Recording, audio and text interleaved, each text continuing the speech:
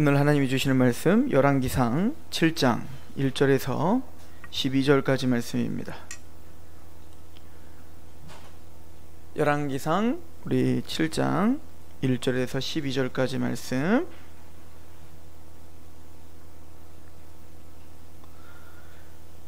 제가 봉독해 드리도록 하겠습니다. 솔로몬이 자기의 왕궁을 13년 동안 건축하여 그 전부를 준공하니라.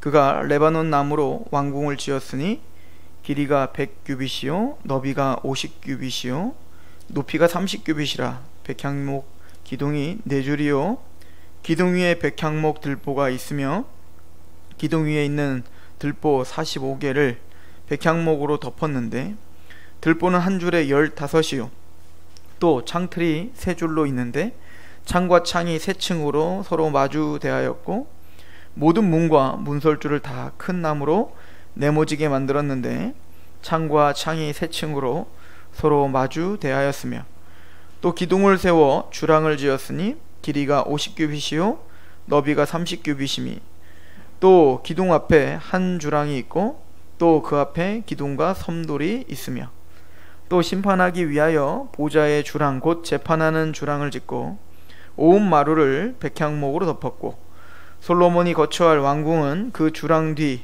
다른 뜰에 있으니 그 양식이 동일하며 솔로몬이 또 그가 장가든 바로의 딸을 위하여 집을 지었는데 이 주랑과 같더라. 이 집들은 안팎을 모두 귀하고 다듬은 돌로 지었으니 크기대로 톱으로 켠 것이라. 그 초석에서 처마까지와 외면에서 큰 뜰에 이르기까지 다 그러하니 그 초석은 귀하고 큰 돌 곧 10규빗 되는 돌과 8규빗 되는 돌이라. 그 위에는 크기대로 다듬은 귀한 돌도 있고 백향목도 있으며 또 큰 뜰 주위에는 다듬은 돌 3켜와 백향목 두꺼운 판자 1켜를 놓았으니 마치 여호와의 성전 안뜰과 주랑에 놓은 것 같더라. 아멘. 솔로몬이 성전을 짓고 그리고 이제 자신이 거처해야 될 궁전들을 짓고 있는 모습을 오늘 상고했습니다. 이 솔로몬이 궁전을 짓는 이 모습은요 사실 학자들 가운데 두 부류로 딱 나눠지는 것 같아요. 이거를 부정적으로 평가하든 아니면 긍정적으로 평가하든 말이에요. 부정적으로 평가하는 건 당연합니다. 왜냐면 이제 성전을 7년 동안 짓고 자기가 거할 왕궁은 13년 동안 줬단 말이에요. 그러니까 배를 더 진 거죠.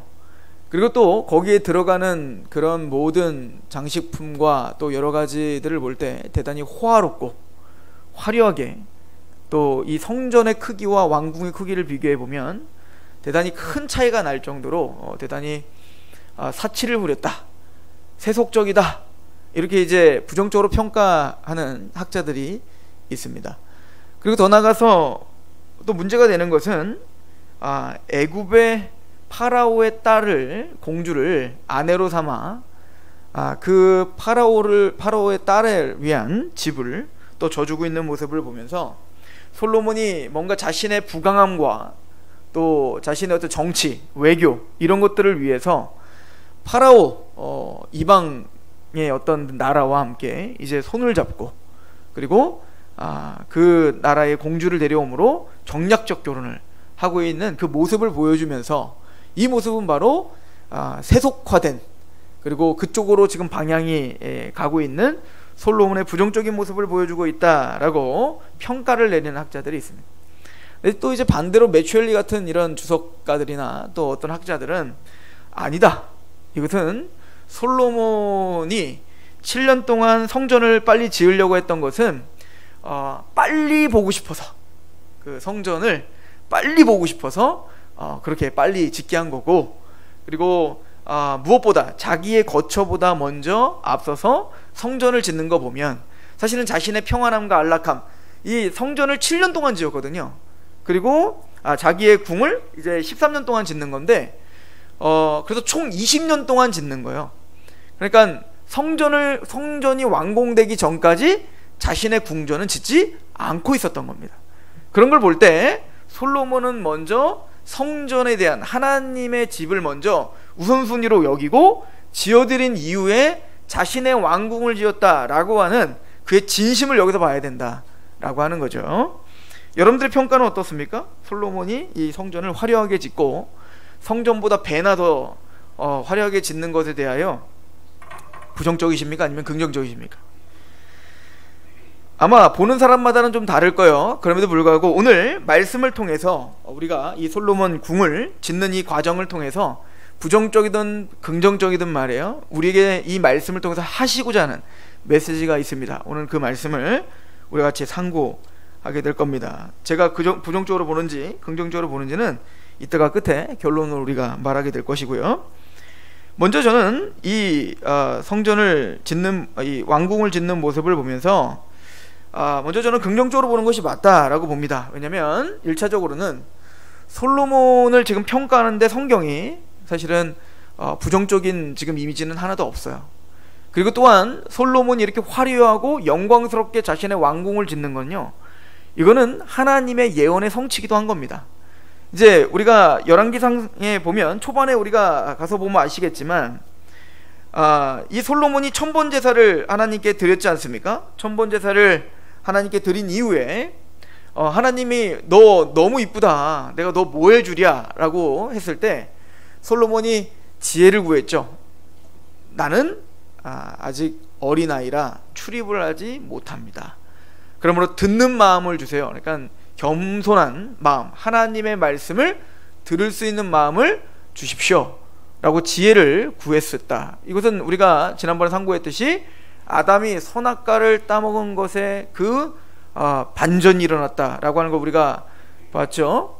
즉 그 지혜를 구하고 있는 솔로몬에게 하나님 너무 기뻐하고 뭐라고 약속을 하시면, 우리 열왕기상 3장을 한번 보시죠. 3장 13절에 보면 하나님께서 이렇게 약속을 하십니다. 3장 13절에 내가 구하지 아니한 부귀와 영광도 내게 주리니 내 평생의 왕들 중에 너와 같은 자가 없을 것이다 라고 하는 걸 보면, 솔로몬의 이 치세 20년, 이제 7년 동안 성전을 짓고 이 왕궁을 화려하게 짓는 것은 하나님의 뜻이기도 했었던 것 같습니다.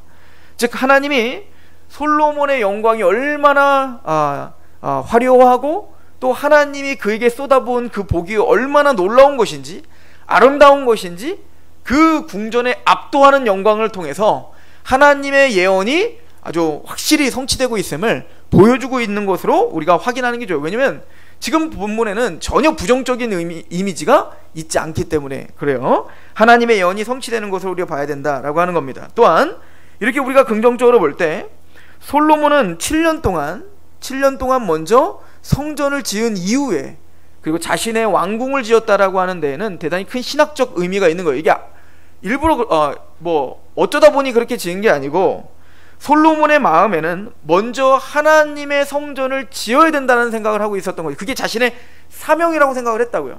원래 다윗도 그랬죠. 다윗도 사실은 성전을 먼저 지고 싶어 했어요. 그러나 다윗은 성전 짓는 것을 허락받지 못했을 뿐입니다. 그래서 성전의 모든 기물들, 지을 수 있는 모든 물건들과 설계도까지 다윗은 다 솔로몬에 넘겨주었고, 솔로몬이 해야 될 사명은 바로 하나님의 집인 성전을 먼저 지어드리는 것부터 시작해야 됐다. 그리고 이것은 신학적으로 대단히 중요한 의미가 있어요. 성전은 우리가 반복적으로 우리가 지금 설명을 했지만, 성전은 바로 하나님의 궁전, 하나님의 왕궁을 상징한다 라고 했죠. 즉 하나님의 통치가 있는 곳, 그게 바로 지성소란 말이에요. 하나님의 임재가 있는 곳, 이게 바로 지성소의 법궤 위에서 하나님이 좌정하시고, 그 법궤가 시운좌, 즉 은혜의 보좌라고 하잖아요. 그러니까 하나님의 보좌가 바로 그 법궤예요. 법궤 위에 하나님이 이제 좌정하시는 거거든요. 그리고는 그 법궤가 안치될 지성소, 그것이 바로 하나님의 그 보좌예요. 근데 이것은 진짜 그게 하나님의 보좌라기보다는 하늘에 있는 그 하나님의 보좌를 상징적으로 보여주므로 이 이스라엘 백성들의 중심에 누가 있어야 된다는 거예요. 하나님이 좌정하시며 하나님이 통치하신다는 것을 상징적으로 선포하는 게 뭐냐면 그 성전이란 말이에요. 성막이란 말이죠. 그 이스라엘 백성들이 성막을 이제 출애굽하고 광야에서 성막을 지을 때도 성막을 중심으로 해서 어떻게 해야 돼요? 동서남북으로 세 지파씩 그 진을 이루어야 되는 거란 말이에요. 그러니까 그 모든 백성들, 이스라엘 백성들의 제사장 나라의 백성들의 중심에는 뭐가 있어야 되냐면 성막이 있어야 되고, 그 성막 중심에 가장 깊은 곳에는 뭐가 있는 거예요? 바로 지성소인 하나님의 보좌가 있는 거죠. 그래서 이걸 이해하시면 우리가 계시록에 가보면 거기는 진짜 하늘 보좌를 보여주죠. 계시록에서 환상으로 보였던 그 하늘 보좌가 그 이스라엘 구약 사람들에게 설명되어질 수 있는 모형이 뭐였냐면 바로 성막이었고 성전이었던 거예요. 그래서 그 하늘 보좌 환상, 보좌 환상을 보면 그 보좌 앞에 24장로들이 있고 또 네 생물들이 있고 천사들이 가득하고 거기에는 하나님을 향한 찬양이 있지 않습니까? 그리고 거기서 보면 7 나팔, 7 대접, 이런 심판 시리즈를 보면 다 성도들의 기도가 천사들의 향에 담아 그 향에 올라가서 하나님의 보좌 앞에 어떻게 하죠? 제단 앞에, 보좌 앞에 나아가 그 기도를 다 올려드리는 걸 볼 수 있어요. 그리고 또 7 나팔을 보면서 이 땅을 심판하실 때도 보면 천사들이 다 어디에서 사열을 하냐면 보좌 앞에서 다 사열을 한다고요. 그러니까 하나님의 그 성소 아래서 뭔가 하나님이 나오셔서 거기서 사열을 하고 그들이 나팔을 불고 그들이 대접을 쏟는 장면을 보여줘요. 그러니까 보좌는 사령관이에요. 사령탑. 그러니까 어떤 나라가 있으면 그 나라의 핵심 사령부가 바로 하나님의 보좌가 있는 하늘인 거죠. 그런데 구약 사람들에게 하나님이 너희의 중심이야, 하나님이 너희의 왕이셔, 너희를 다스리셔, 이걸 백날 설명해도 못 알아먹는 거예요. 그래서 인간들에게 하나님의 보좌가 무엇이며 너희들 인생 가운데 그 중심에는 내가 통치해야 된다라는 걸 확연하게 보여주고 그들에게 설명하기 위한 도구가 뭐였냐면 바로 성막이었던 거죠. 그리고 그 성막은 모형인 거예요. 지금까지 우리가 상고했듯이 그 성막이 있는 곳이 바로 하나님의 나라다, 하나님의 집이다 라고 하는 거 아니에요? 근데 진짜 성막과 성전이 하나님의 집은 아니라는 거 우리가 이미 배웠잖아요. 그러니까 그 성막 없어져야 되는 거예요. 성전 없어져야 되는 거예요. 그리고 그 성전이 누구라는 거예요? 예수님이 성전이시다, 이 얘기를 우리가 여기서 또 반복적으로 할 필요 없죠, 그죠? 우리가 지금 계속 설명하면서 그 얘기 계속 한 거니까. 왜 예수님이 성전이에요? 예수님이 바로 하나님의 나라인 거예요. 예수님이 거하시는 곳이 뭐냐면 예수님이 통치하시며 예수님이 왕이신 그곳이 뭐예요? 하나님의 나라예요. 하나님의 성전이에요. 그래서 그 성전 되시는 하나님의 사령부 되시는 하나님 되시는 예수님이 우리 안에 거하시면, 믿음으로 우리 안에 거하시면 우리가 뭐라는 거예요? 성전이라는 거예요. 그죠? 그리고 하나님의 나라, 계시록 22장에 21장에 가면 새하늘과 새 땅, 진짜 하나님의 보좌 앞에 올라가잖아요.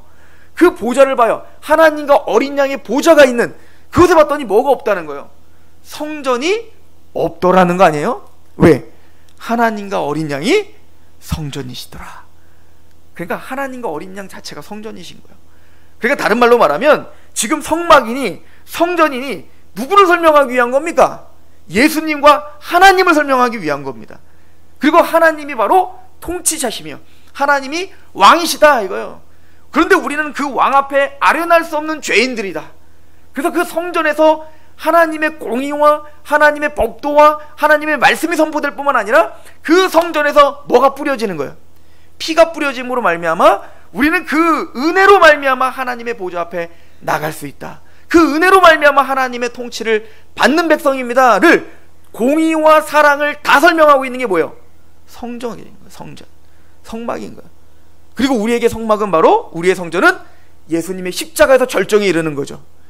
그래서 예수님의 십자가는 하나님의 공의와 하나님의 사랑을 온전히 만족시키는 유일한 우리의 성전, 하나님과의 교제가 이루어지는, 하나님에게 그 십자가에 감격하여 하나님의 말씀 앞에 마음을 다하고 뜻을 다하고 목숨을 다하여 기쁨을 헌신하게 하는 하나님의 백성을 만드는 것, 그것이 바로 성전인 거죠.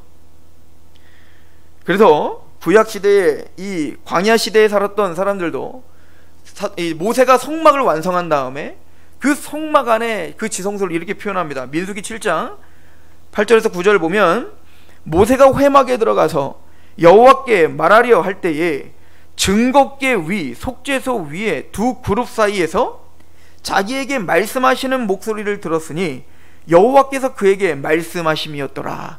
하나님이 어디서 말씀하신다고요? 지성소 안에, 회막 안에 법궤가 있다고요. 법궤. 그 법궤에 그룹이 이렇게 있어요. 천사 그룹이 있는데 그 그룹들 사이에서 하나님의 말씀이, 하나님 보이지 않죠? 영이시니까. 그런데 그곳에서 뭐가 선포되는 거예요? 하나님의 말씀이 선포되는 겁니다. 그래서 즉 그 성막은, 그 지성소는 바로 하나님의 말씀이 선포되는 곳, 하나님의 명령이 선포되는 곳, 이게 바로 성막의 의미인 거예요.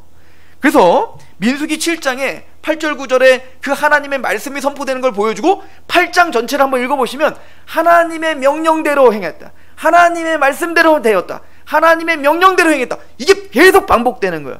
그러니까 모세는 그 지성소에서 흘러나오는 하나님의 말씀대로 순종하여 이스라엘을 인도하고 있다는 것을 보여주고 있는 겁니다.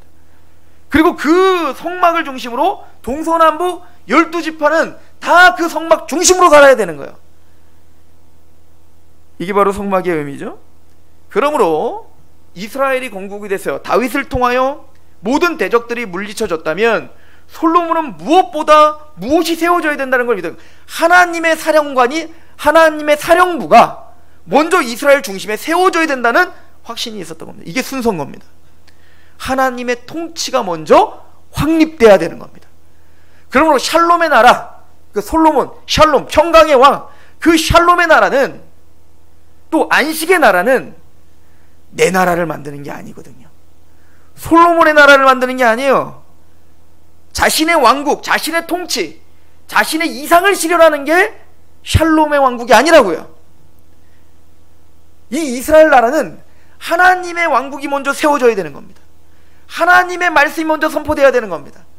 그리고 하나님의 꿈, 하나님의 뜻, 하나님의 그 계획이 성취되는 거예요. 그러면 7년 동안 그 성전이 지어지고, 그리고 인간적인 통치가 이루어질, 통치 행위를 해야 될 왕궁이 지어지고 있다라고 하는 건 뭐죠? 먼저 솔로몬도 누구의 통치를 받아야 된다는 겁니까? 하나님의 통치를 먼저 중심에 세우고, 그리고 자신의 왕궁을 짓는 거예요.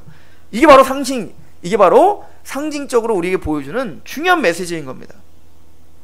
우리 안에도 마찬가지예요. 하나님의 나라가 우리 안에 이루어지는 것이지 나의 나라를 만드는 게 신앙이 아닌 겁니다.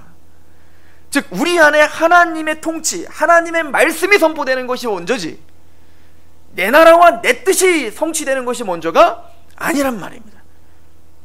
우리 안에 먼저 성전이 세워져야 되는 거예요.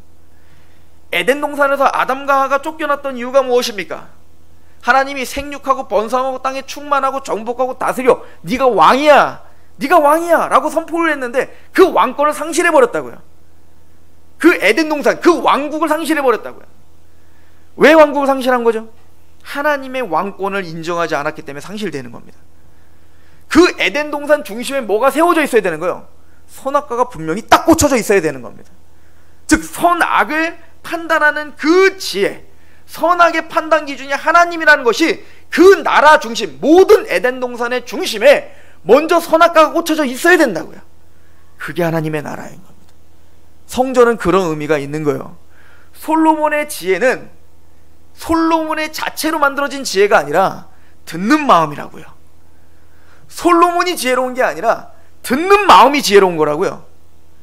그래서 하나님의 판단, 하나님의 말씀을 듣는 것이 지혜인 겁니다.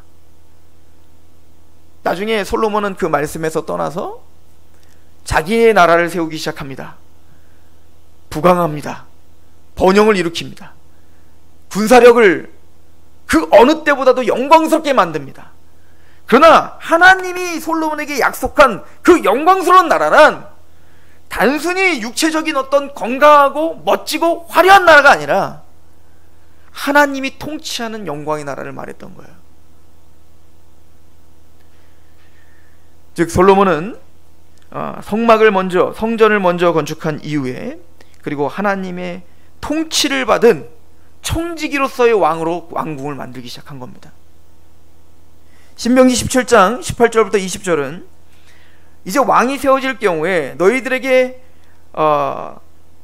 왕을 세울 때의 그 기준에 대하여 모세가, 하나님이 모세를 통하여 세 가지 정도를 말하는데 그 마지막이 뭐죠?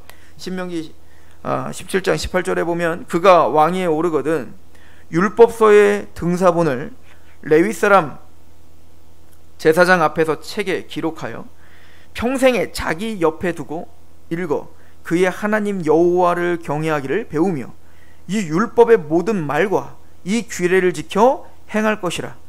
그리하면 그의 마음이 그의 형제 위에 교만하지 아니하고 이 명령에서 떠나 좌로나 우로나 치우치지 아니하리니 이스라엘 중에서 그와 그의 자손이 왕위에 있는 날이 장구하리라.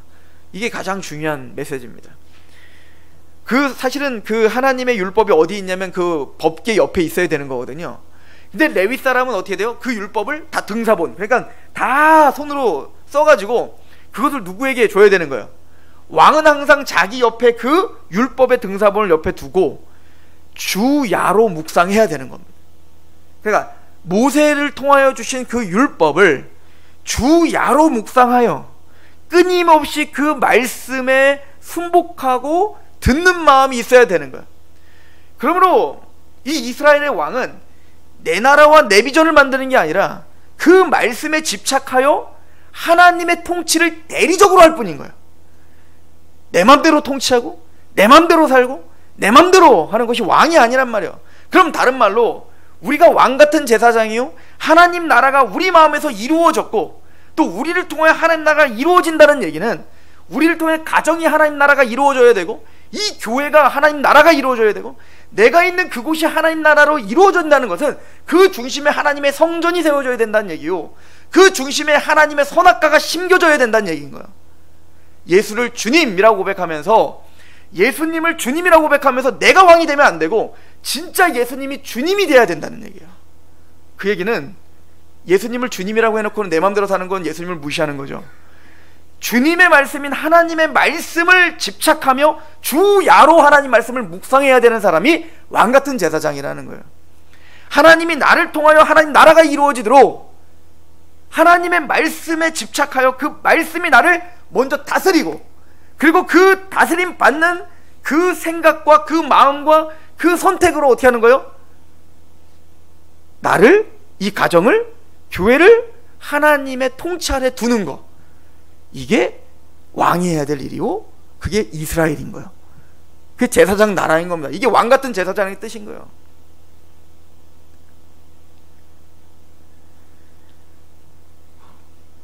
솔로몬은 이렇게 왕궁을 지은 이후에 몇 가지를 더 건축을 하죠. 오늘 말씀에 보면 보좌의 주랑을 건축했다, 이렇게 기록이 되어 있습니다. 7절부터 보시면 6절, 또 기둥을 세워 주랑을 지었으니 길이가 50규빗이요 너비가 30규빗이며 또 기둥 앞에 한 주랑이 있고 또 그 앞에 기둥과 섬돌이 있으며 또 심판하기 위해 보좌의 주랑 곧 재판하는 주랑을 짓고 온 마루를 백향목으로 덮었다, 이렇게 말합니다. 그리고는 이 주랑이, 이 보좌의 주랑이 어디에 있냐면, 이 주랑은 이제 벽이 없이 그 기둥만 쫙 있는 거 있죠? 그게 이제 주랑이에요.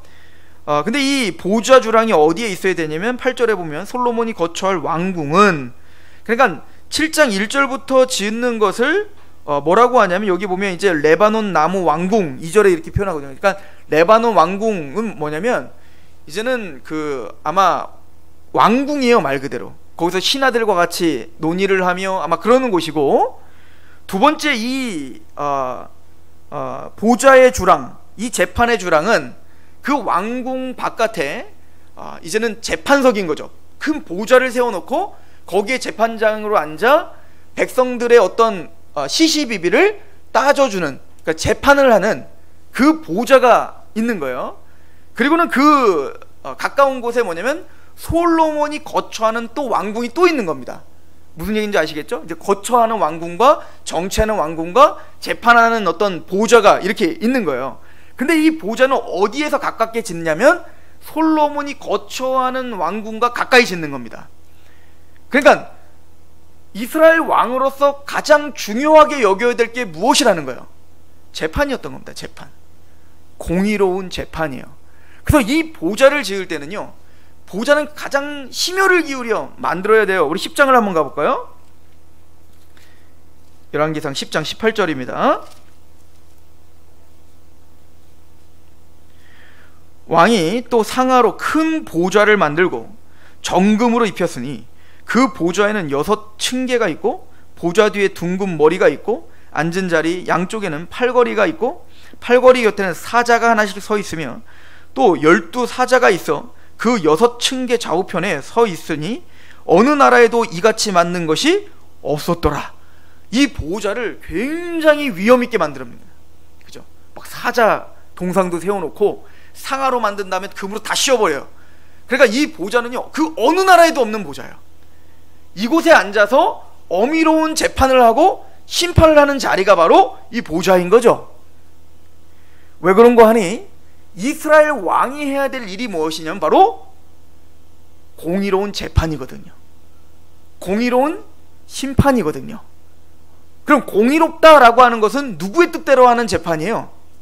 하나님의 뜻대로, 그 성전에서 흘러나오는, 즉 하나님의 율법에서 흘러나오는 그 말씀의 잣대로 누구를 통치하는 거예요? 전 이스라엘 백성들을 통치해야 되는 거예요. 이스라엘 멸망한 이유가 여기 있습니다. 즉 그 보좌에서 흘러나오는 그 재판이 치우쳤기 때문에 그렇습니다. 나에게 유익이 되는 자들에게는 후하게, 나에게 유익이 안 되고 돈이 없는 사람들은 어떻게 하고? 다 그 법의 테두리의 보호를 받지 못하게. 이게 그 왕들의 뇌물을 받고, 그러니까 성경에 보면 뇌물을 받지 마라, 네가 공의롭게 심판해야 된다, 이 얘기를 계속하는 거예요. 근데 하나님의 온전한 통치를 받는 왕이 선악의 판단 기준이 나의 감정이나 나의 상황에 있지 않고 하나님의 말씀에 있음을 알고 온전히 판단을 하면 하나님의 자비가, 하나님의 사랑이 과부와 고아와 소외된 구석구석까지 다 미쳐지게 하는 나라, 이게 하나님이 원하시는 나라인 거죠. 시편 72편 1절에서 5절에 보면 하나님이요 주의 판단력을 왕에게 주시고 주의 공의를 왕의 아들에게 주소서. 그가 주의 백성을 공의로 재판하며 주의 가난한 자를 정의로 재판하리니 의로 말미암아 산들이 백성에게 평강을 주며 작은 산들도 그리하리로다. 그가 가난한 백성의 억울함을 풀어주며 궁핍한 자의 자손을 구원하며 압박하는 자를 꺾으리로다. 그들이 해가 있을 동안에도 주를 두려워하며 달이 있을 동안에도 대대로 그리하리로다. 그러니까 이 하나님의 통치를 온전히 받는 왕이 그 하나님의 말씀의 기준대로 통치를 하면, 그 말씀으로 통치를 하면 고아와 과부와 가장 소외된 그 가난한 자들에게 하나님의 그 은혜의 빛을, 하나님의 공의로운 통치가 곳곳까지 다 비춰져 이제는 그 어떤 누구도 소외당하지 않는 그런 나라가 세워지게 되는 거예요. 이런 나라가 오고 오는 세대 가운데 있었던 적이 있을까요? 한 번도 없죠. 솔로몬 때도 사실은 되지 않았겠죠. 이런 나라가 되는 것은 오직 유일하게 앞으로 되어질 하나님의 나라입니다. 바로 하나님의 온전한 통치를 받은, 겸손하게 하나님을 경외하는 왕이신 예수가 이제는 만왕의 왕이요 만주의 주가 되어 재림하시어 이제는 모든 무릎을 다 꿇게 하고 그 모든 무릎을 하나님께 꿇게 하여 하나님께 영광이 들려지는 그 나라가 되면 100% 하나님의 말씀대로 모든 이 만물이 회복되어질 것이며, 거기에는 아픔이 없고 슬픔이 없고 거기에는 소외된 사람이 없는 그런 정말로 하나님의 나라가, 천국이 임하게 될 거예요. 그러면 우리는 오늘날 살아가고 있는 동안에 그런 나라를 전혀 맛볼 수 없습니까? 아니요. 맛볼 수 있는 방법이 바로 교회인 겁니다. 초대교회 모습을, 이런 나라를 생각하며 초대교회를 보십시오. 정말 초대교회 때는 어떻게 됐죠? 복음에 순복되어진 하나님의 사람들이, 사도행전 2장에 보면 그 백성들, 초대교회 사람들이 어떻게 했습니까? 사도들의 가르침을 받아 모이기를 힘쓰고, 그럼 어떻게 했어요? 물건을 서로 통용했죠. 가난한 자를 실제적으로 어떻게 했어요? 사랑으로 섬겼어요. 유무상통했죠. 그래서 실제적으로 핍절한 자가 없게 만들었습니다. 하나님의 진짜 통치가 일어나기 시작하는 거예요. 그죠? 종이나 자유인이나 한자리에서, 여자나 남자나 한자리에서, 어린아이나 노년이나 한자리에서 한마음이 되어 하나님을 예배하는 곳이 되었어요. 초대교회는 더 심각한 일도 있었죠. 그 당시에 생각하면 노예와 주인은요 같이 있을 수 없는 사람이에요.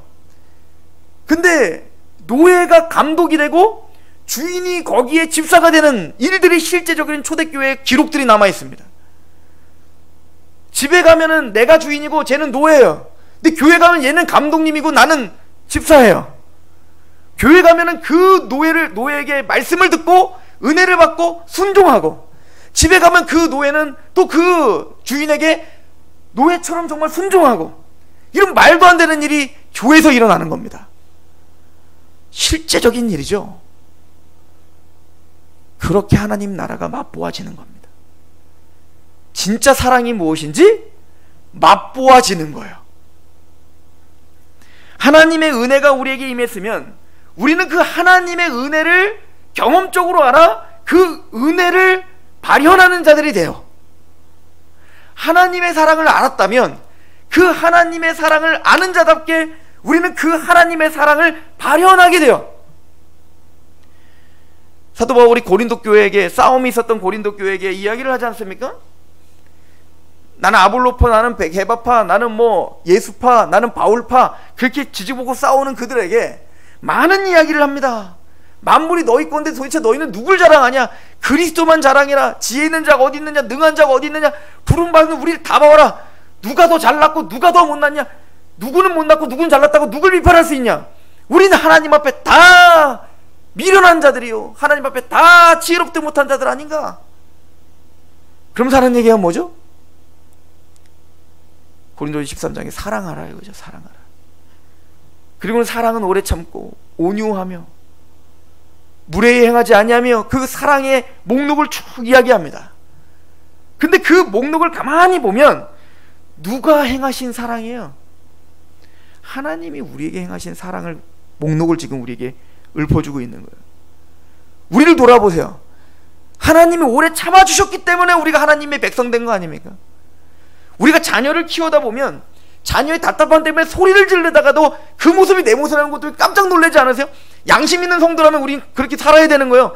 자녀들을 보면서 야 이놈아 너는 이렇게 말을 못 알아들어. 근데 내가 하나님의 말을 못 알아듣는 걸 깜짝 놀라야 된다고요. 양심 있는 성도라면 우리는 그런 걸 통해서 하나님이 얼마나 우리에게 오래 참아주셨는지 알잖아요. 하나님은 우리에게 무례히 행하지 않으셨습니다. 그렇지 않습니까? 하나님은 우리의 멱살을 잡고 질질 끌고 가시는 분 아니잖아요. 자기 아들을 죽이면서 내가 이렇게 널 사랑해, 나는 사랑의 고백을 하여, 우리는 그 예수님의 십자가도 무시하며 살았습니다. 언제 우리를 사랑했냐고.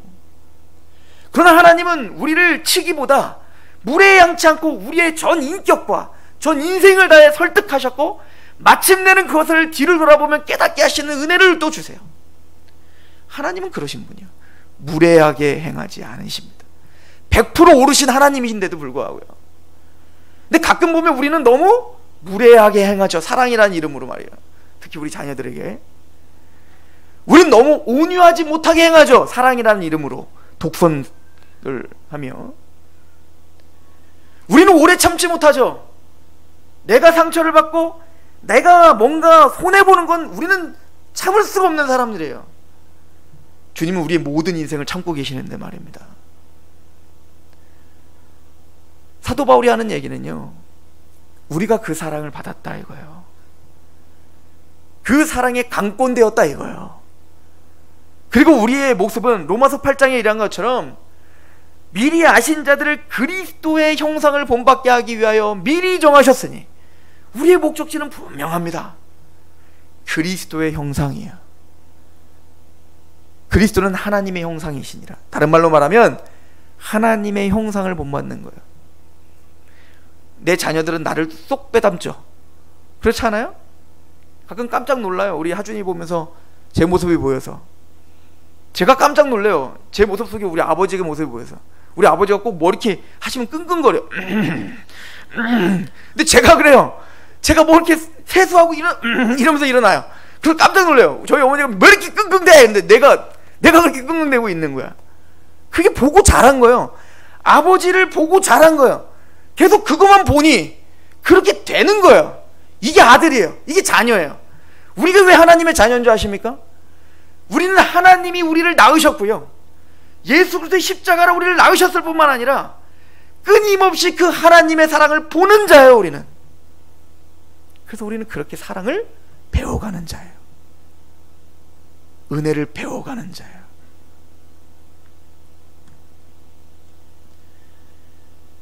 그래서요, 구약을 보시면 하나님의 통치와 그 열매는 항상 고아와 과부를 섬기고 해요.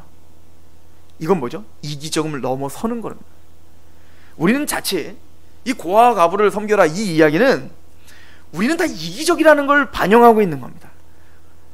에베소서에 총명이 얻어져 무지해짐으로 그 마음이 굳어짐으로 하나님의 생명에서 떠나 있도다. 그러니까 하나님을 아는 지식이 없어. 세상은 하나님이 아는 지식이 없으면 그 마음은 굳어져요. 하나님을 사랑할 수 없죠. 그 상태가 뭐예요? 하나님의 생명에서 떠난 상태, 영적 죽음의 상태입니다. 그러면 그 의지는 어떻다는 거예요? 스스로 방탕에 방임할 욕심대로 행합니다. 내 이기적인 욕망대로 살아요. 인간은 이기적입니다. 제가 요즘에 랍비 예수라는 책을 보는데 그 책은 굉장히 실제적이에요.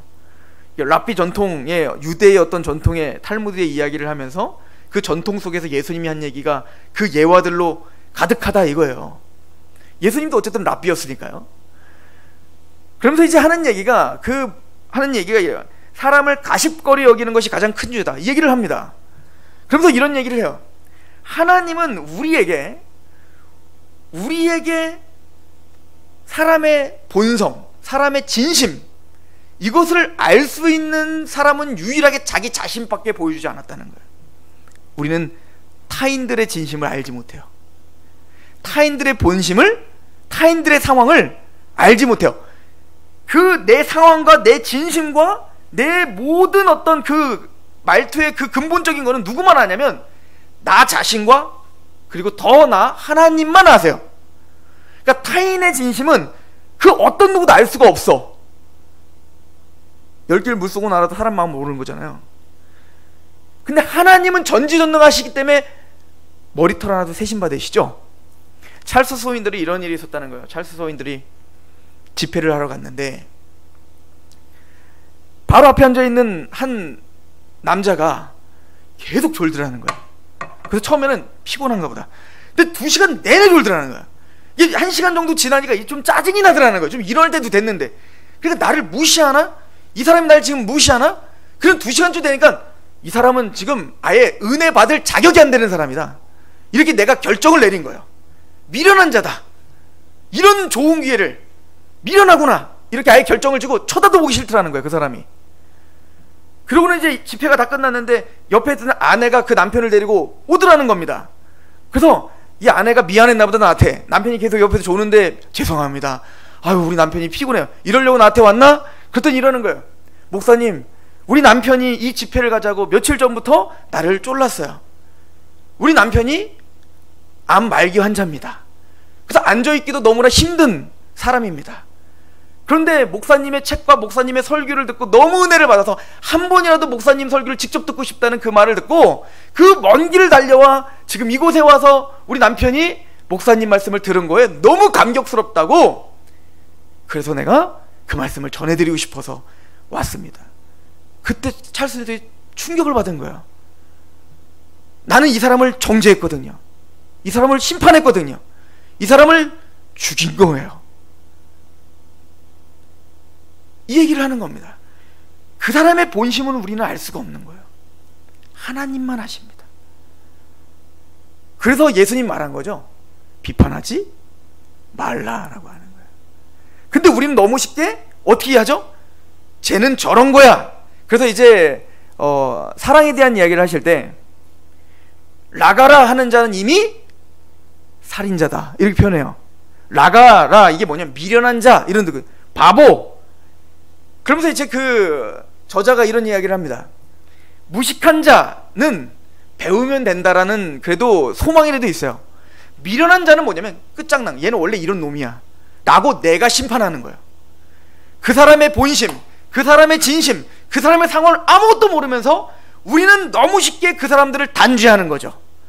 이 얘기는 뭐예요? 하나님 자리에 내가 서 있는, 내가 전지전능하다고 생각하는 겁니다. 내가 전지전능하여 하나님 자리에 서서 모든 것을 하나님처럼 판단하고 있는 거야. 이게 미련한 겁니다. 사실은 솔로몬이 구했던 지혜란 낮은 마음이에요. 듣는 마음. 듣는 마음은 무슨 마음이죠? 하나님의 말씀을 듣기도 하지만 백성들의 말을 듣는 마음이기도 한 겁니다.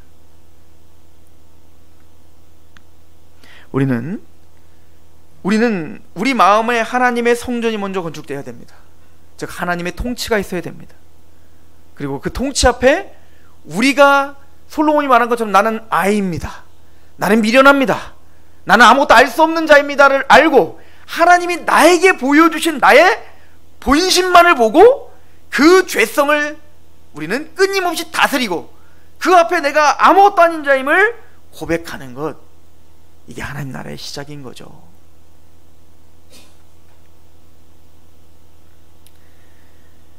즉 솔로몬은 바로 그 재판석을 가장 위엄 있고 영광스럽게 중심에 세운 겁니다. 그 얘기는 뭡니까?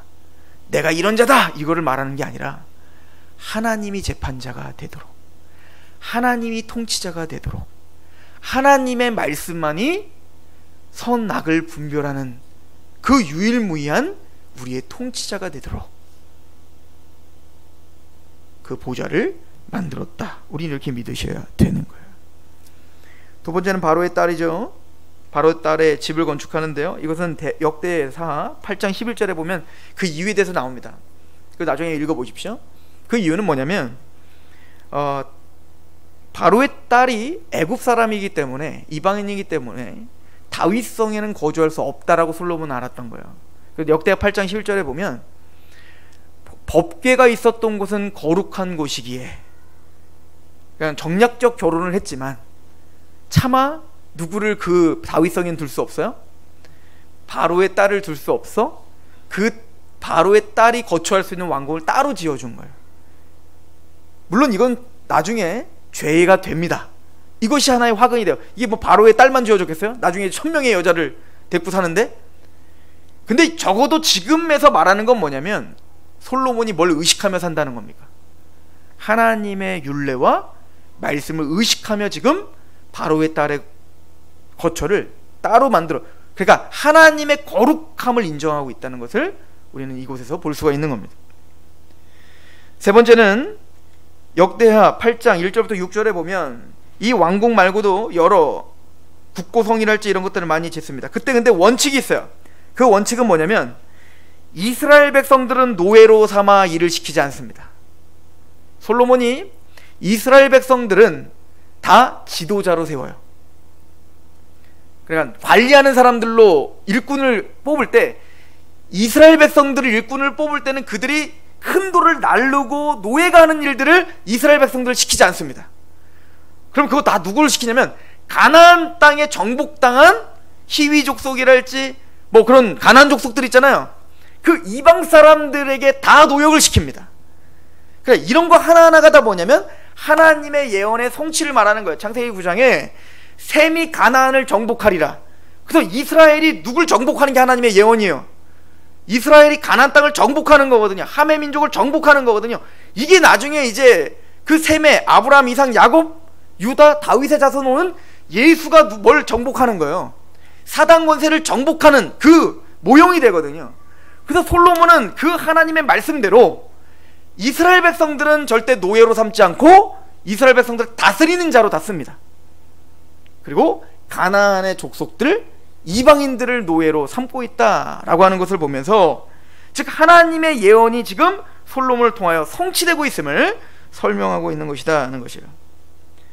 자, 솔로몬의 평가로 우리 넘어가 봅시다. 지금 하나님께서 이 왕궁을 솔로몬이 건축하는 장면을 통해서 어떤 학자들은 부정적으로 평가할 수도 있고요, 어떤 학자들은 긍정적으로 평가할 수도 있지만 분명한 중요한 원리 세 가지는 기억해야 돼요. 첫 번째는 하나님의 왕궁이 먼저 지어진 후에 우리의 왕궁이 지어졌다는 사실입니다. 하나님의 말씀이 먼저 왕이 되셔야 됩니다. 내가 먼저 하나님의 통치를 받는 왕 같은 제사장이 되고, 그리고는 그 보좌가 어디에 딱 있어야 돼요? 중심에 있어야 되는 거예요. 하나님의 말씀이 우리를 통치해야 되는 왕궁. 두 번째는 주님의 통치를 반영하는 왕된 성도의 판단은 이웃을 사랑하고 은혜가 적용되게 하는 겁니다. 즉 하나님의 통치를 받는 사람은 하나님을 닮아가야 되는 거예요.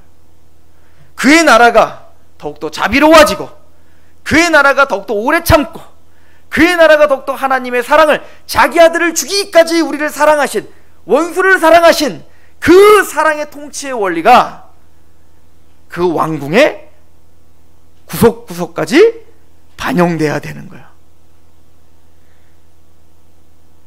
그리고 마지막, 그 애굽의 파라오의 딸을, 공주를 거룩한 곳에서 구별시키는 것처럼 우리 또한 하나님의 거룩하심을 인정하고, 그래서 그 하나님의 통치를 받아 우리의 삶을 거룩하게 구별해야 되는 겁니다.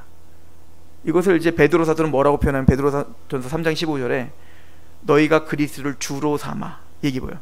그리스도를 왕으로 삼으라. 거룩하게 하고 구별된 삶을 살아라는 거예요. 너희에게 소망을 묻는 자들이 대답할 것을 항상 예비하라 라고 이야기를 하고 있는 거죠. 이것을 사도 바울은 로마서 12장 1절에 하나님의 모든 자비하심으로 너희를 권하노니 너희 몸을 거룩한 하나님의 하나님께 드려지는 산 제물로 드려라. 우리의 삶이 하나님의 성전이 중심에 우리를 통치하시는, 그래서 하나님의 말씀 앞에 하나님을 반영하는 그런 거룩한 구별된 하나님의 산제물들 되시길, 또 이 교회가 그렇게 구별된 하나님의 통치가 있는 나라가 되길 기도하고 축원합니다. 기도하겠습니다.